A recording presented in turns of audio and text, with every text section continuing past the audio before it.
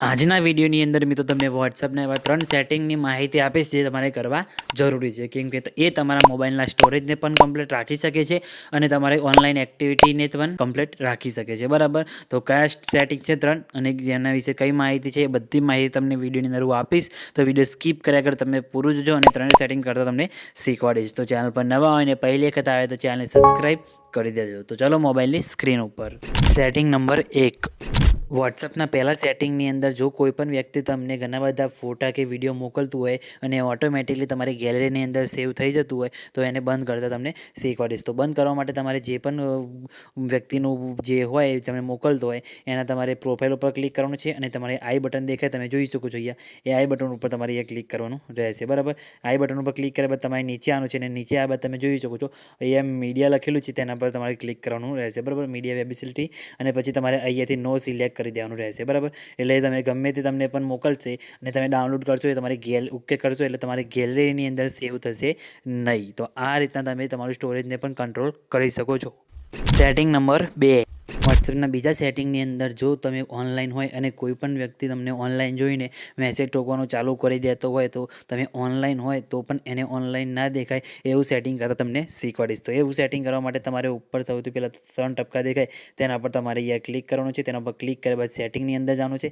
સેટિંગની અંદર જઈને પ્રાઇવેસીવાળા ઓપ્શનમાં તમારે જવાનું રહેશે. બરાબર, પ્રાઇવેસીની અંદર જઈને તમે ઉપર જોઈ શકો છો લાર્જ સીન એન્ડ ઓનલાઈન લખેલું છે. બરાબર, તેના પર તમારે અહીંયા ક્લિક કરવાનું છે અને તેના ઉપર ક્લિક કર્યા બાદ તમારે અહીંયા નોબડી સિલેક્ટ કરી લેવાનું છે અને અહીંયા તમારે સેમ એન્ડ લાસ્ટ સીન લખેલું છે તેના પર તમારે ક્લિક કરી દેવાનું છે બંને ઉપર. બરાબર, એટલે તમે ઓનલાઈન હશો તો પણ એને ઓનલાઈન દેખાશે નહીં, એટલે એને તમારું ઓનલાઈન તમે ઓનલાઈન હશો તો પણ એને ઓનલાઈનની હશે એવું દેખાશે નહીં. બરાબર, તો આ રીતના તમે આ સેટિંગ કરી શકો છો.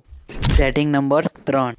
વોટ્સએપના ત્રીજા સેટિંગની અંદર જો તમે કોઈપણ વ્યક્તિનું સ્ટેટસ જોતા હોય અને એને સ્ટેટસ તમે જોઈ એવી ખબર પડી જતી હોય તો તમારે એવી ખબર ના પાડવી હોય કે મેં એનું સ્ટેટસ જોયું છે તો પણ એનામાં ના દેખાત એવું કરવું હોય તો તમારે શું કરવાનું છે એ સેટિંગ કરતાં તમને શીખવાડીશ. જો તમે સ્ટેટસ જોશો તો પણ એનામાં નહીં ખબર પડે કે તમે એનું સ્ટેટસ જોયું કે નહીં જોયું. બરાબર, તો એના માટે તમારે 3 ટપકા પર ક્લિક કરવાનું છે, સેટિંગમાં જવાનું છે. સેટિંગમાં જયા બાદ તમે જોઈ શકો છો પ્રાઇવેસીવાળો ઓપ્શન લખેલો છે. બરાબર, તેના પર તમારે ક્લિક કરવાનું છે અને તમારે નીચે આવવાનું છે. નીચે આવ્યા બાદ તમારે આ ઓપ્શનને બંધ કરી દેવાનું છે.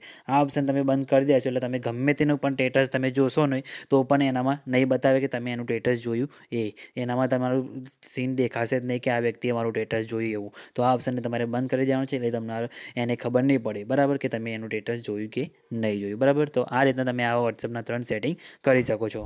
તો મિત્રો આ 3 હતા વોટ્સઅપના સેટિંગ. બરાબર, આ તમારી પ્રાઇવેસીને પણ કંટ્રોલ કરી શકે છે અને તમારા સ્ટોરેજને પણ ફૂલ થતાં અટકાવી શકે છે. બરાબર, તો તમારે કરવા હોય તો તમે આને કરી શકો છો મેં શીખવાડ્યું એ રીતે. બરાબર, જો હજી પણ તમારે વોટ્સઅપ વિશે વધુ માહિતી જોઈતી હોય તો કમેન્ટ કરીને જણાવી દેજો અને બીજા કોઈ પણ એપ્લિકેશન વિશે તમારે માહિતી જોઈતી હોય તો પણ કમેન્ટ કરીને જણાવજો. હું એના વિશે માહિતી તમારા માટે શોધીને લાવીશ. બરાબર, અને તમને એની માહિતી આપીશ. તો કમેન્ટ કરીને જણાવી દેજો અને ચેનલ પર નવા હોય અને પહેલી વખત આવ્યા હોય તો ચેનલને સબસ્ક્રાઈબ પણ કરી દેજો. તો મિત્રો મળીએ બીજા વિડીયોની અંદર, ત્યાં સુધી જય માતાજી.